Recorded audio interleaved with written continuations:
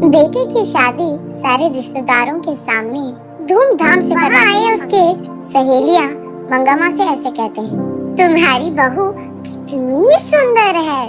काली वसुधा को देख वो उसका मजाक उड़ाते हैं। हाँ हाँ, कितनी प्यारी लड़की है।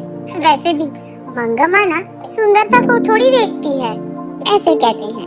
अरे हाँ मंगम्मा, तुम्हारी इतनी सुंदर बहू दहेज में कितना लाई है? हाँ, क्या दहेज? काय का दहेज? तुम्हें पता है ना, मैं पैसों को उतना मूल्य नहीं देती क्योंकि मेरे पास बहुत पैसा है। इसीलिए पैसों को छोड़कर मैं अच्छी घर से अच्छी मन की बहू लाई हूँ। बाहर तो मंगम्मा यही कह रही थी, लेकिन अंदर वसुधा जो 100 एकड़ का भूमि अपने साथ दहेज में ला रही है, उसके बारे में सोचते हुए बहुत खुश होती है। तू तो जल रही है कि मुझे बहुत अच्छी मन की बहू मिली है, ये कहकर मंगम्मा वहाँ से चली जाती। कुछ दिन बाद मंगम्मा की सहेलियां वहाँ आती हैं। अरे रे, क्या हुआ मंगम्मा, इतनी अच्छी मन की बहू को इतना उल्टा सीधा कह रही हो? ऐसा क्या हो गया? हाँ, अच्छे मन को क्या खा जाऊंगी मैं? इसके बाप ने मुझे वचन दिया था कि वो 100 एकड़ का भूमि देगा मुझे, लेकिन शादी के बाद तो उसने सिर्फ 50 एकड़ दिया है, कुत्ता कहीं का। और मैं यहाँ सपने बुन रही कि इसके लाए हुए 100 एकड़ से मैं इस गांव का जमींदार बन जाऊंगी, लेकिन जैसे मैंने सोचा वैसे कुछ नहीं हुआ। ऐसे वो अपनी सहेलियों के साथ उसका पूरा गुस्सा कह देती है। ये सब सुनकर मंगम्मा की सहेलियां अंदर ही अंदर बहुत खुश होते हैं और ये सोचते हैं कि अच्छा हुआ इसको तो ऐसे होना ही था।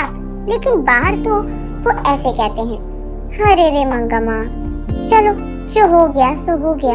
वैसे इतनी अच्छी मन की भोली बहू और इतनी सुंदर बहू पाने के लिए ना लिखा होना चाहिए तुम्हारे जैसे। ऐसे हंसते हुए उसका मजाक उड़ाकर वहाँ से चले जाते हैं। छह, इस बहू के कारण ये लोग भी मेरा मजाक उड़ा रहे हैं, ऐसे ही चिढ़ जाती है। उसके कुछ दिन बाद मंगम्मा की एक रिश्तेदार उसके घर आती है।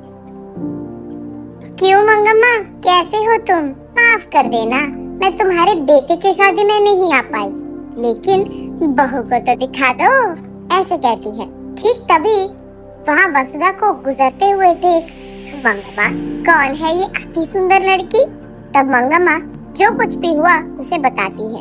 ये सुनकर वो रिश्तेदार ऐसे कहती है, ये सब छोड़ो, कम से कम पोता पोती नसीब हुए क्या? हाँ, वही रह गया था, ऐसे गुस्से में कहती है मंगम्मा। हाँ, तो फिर और क्या सोच रही है मंगम्मा, इस कचरे को यहीं से भगा दो। उसके बाद तेरे बेटे के लिए ना एक अच्छी सुंदर बड़े घर की बेटी मैं लाऊंगी, ऐसे कहती है। वहीं खड़ी ये सब सुनती है वसुधा।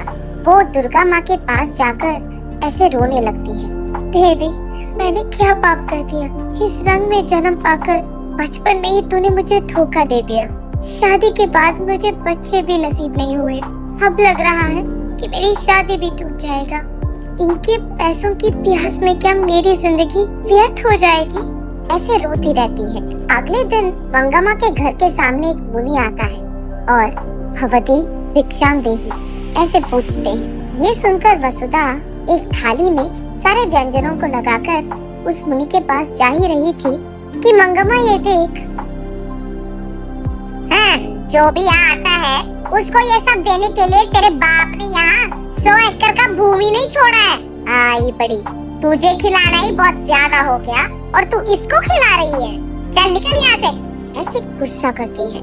हाथ में थाली वहीं पे छोड़कर, माफ कीजिए स्वामी, और उसके बाद कुछ और कहने ही वाली थी कि मुनि, मुझे सब पता है बेटी, तुम फिक्र मत करो, मनोवांछा फलसिद्धिरस्तु। ये आशीर्वाद देकर वो वहाँ से चले जाते हैं। अगले ही दिन जब वसुधा सुबह उठकर आईने में अपने आप को देखती है तो वो चौंक जाती है, क्योंकि वो सफेद और बहुत सुंदर बन जाती है। ये देख वो खुशी खुशी बाहर आती है। वहीं बैठे मंगम्मा और उसके सहेलियां वसुधा को देख चौंक जाते हैं। इतने में ही वसुधा बेहोश होकर नीचे गिर जाती है।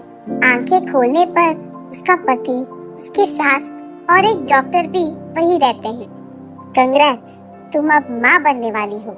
और उसके सास को, अरे आप दादी बनने वाले हैं। ऐसे वसुधा के जीवन में उस देवी के आशीर्वाद के कारण खुशियाँ ही खुशियाँ थी।